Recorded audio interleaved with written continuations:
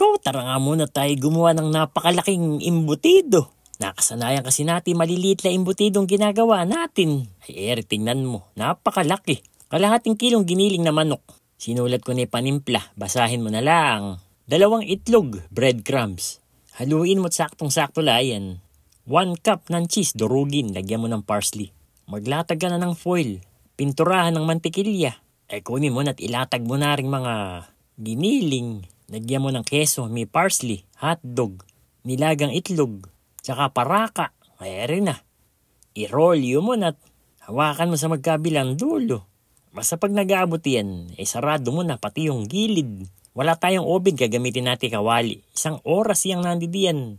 Para ka na nag-oven. Para sa sauce, magtunaw ka mantikilya. Lagyan mo harina. Maliit na gatas na malabnaw. Gadgaran mo ng keso. Konting asin. Dagdagan mo